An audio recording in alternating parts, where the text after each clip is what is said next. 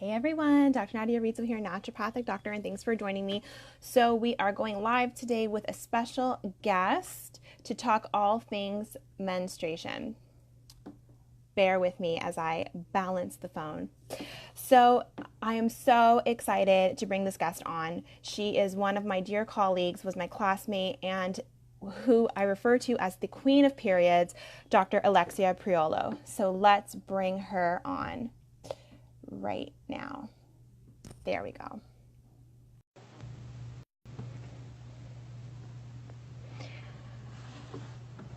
So we are going to be talking about Dr. Priolo. Thanks for joining. Okay, so Dr. Priolo practices on Danforth, right? Yes. In Toronto. Mm-hmm. And so we're here to talk about all things menstruation. So let's start with the basics. Okay. Is my sound off? No, I can hear you. It's okay. Yeah. Let me see if you still hear me. Yes. Okay. You know what it is? It's your sound. Can you lower your speaker? Yeah. Does that work? Better? Better? Oh, now I'm muted. Okay. Now, can you hear me? Yeah. How is that? Is that better or worse? I can still hear myself. Okay. Okay. I'm gonna go get. This is the third time we ran this. We're having technical problems. Okay. We're here to talk about all things menstruation, but not technology. I have speaker, I have headphones. Hold on. Yeah.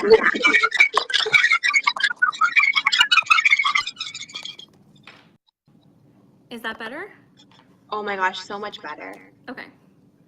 I still hear myself, but it's okay. I don't know.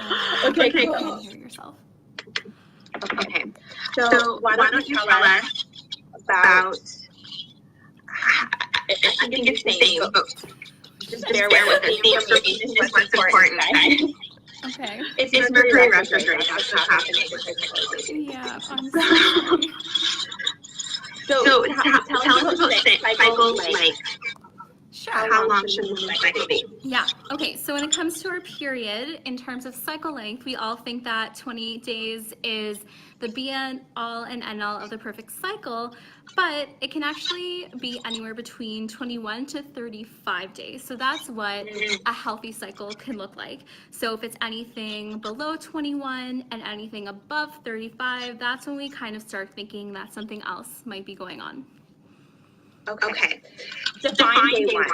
So day one is the first day that you're noticing significant bleeding. It doesn't need to be the heaviest day of your bleeding, but it definitely wouldn't be spotting. So if you're noticing, like red spotting on your underwear or on like toilet paper, while you're wiping or just in your underwear a couple days before, that might be a sign of like low progesterone. That isn't a sign that your period is starting. So you usually should get some flow on the first day of your period. Okay. So tell us why would a cycle be too short or too long? Yeah, so it could be too short or too long for a couple of reasons. One of the most common reasons is PCOS, which obviously I know you know, polycystic ovary disease. And when I talk to a lot of people about this condition, they say, well, I don't have cysts on my ovaries, so I don't have PCOS. And that's not, just because you don't have cysts on your ovaries, it doesn't mean that you don't have PCOS. You might have an ovulation, irregular periods, so like this one or over 35, or you might even have high androgens as well, which you can test through lab testing, which is something that both you and I do, or you could just, look clinically. So, male pattern hair growth, male pattern baldness, acne along the chin line, things like that. So hormonal imbalances. Exactly. Mm-hmm. Okay. So tell us about clotting. Okay, so clotting can be normal part of the cycle. If you're noticing like really small clots, if you're noticing bigger clots, then that might indicate that something else is up. So it might indicate menorrhagia, which is a really fancy term for heavy bleeding. So you might be losing over like 90 milliliters of blood during your period, which is really easy to tell, like if you're using a menstrual cup. If you're using pads or tampons, you're usually changing those every 1 to 2 hours. And you might be noticing the clots, like I mentioned. So if we look at, if we can compare our clots to Canadian currency, they might be around the size of quarters or toonies, or even loonies, and that's when we might think something more serious is going on. That's too big. Too big, exactly. And it might be another sign of liver qi stagnation, which is something that we learned about in TCM class. And that just means that your energy, isn't flowing throughout the body in a smooth fashion. Okay. Now talk about period pain.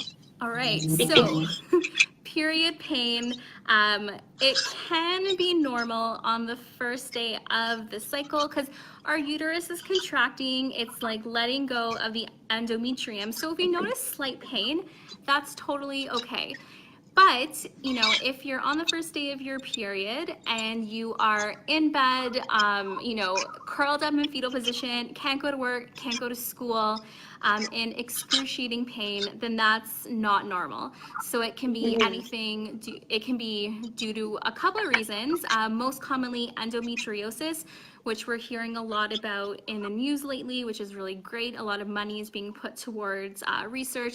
It can be due to ovarian cysts, infections, things of that nature. So if you are curled up in bed and like an Advil or Tylenol like aren't really helping you, then it's time to really figure out, okay, what is going on? Okay, yeah, I can really tell a female's quality of life during that time. Yeah, definitely. So how can naturopathic doctors help? Yeah, so we can help in a variety of ways. First of all, looking at like lab testing, which, will help us figure out if we're dealing with PCOS. Hypothyroidism was another reason why periods might be showing up a little bit late. So we can look at the thyroid, see how that is working. We can approach this through diet. So like one of my biggest tips is eliminating dairy for a couple of weeks and seeing how you feel. Making sure that we are eating enough protein. So I like to say 1 gram per kilogram of body weight. So you just need to go on Google, type in, convert your weight and figure out how much protein you actually need. And then last thing, magnesium. And like one of the easiest ways to get magnesium is through like Epsom salts baths. So do like a nice like self-care bath on the first day of your period, add a couple of Epsom salts and you're good to go. Yeah, it's not just blood for yourself. Totally. Mommy needs a time out. Yeah. Thank you so much for joining me, Dr. Mastillo. I'm so excited to get the ball rolling with this hormonal information. I'm going to stop talking because the echo is I'm so sorry about that. It's not you, it's the Mercury retrograde. Well, so nice having Nadia.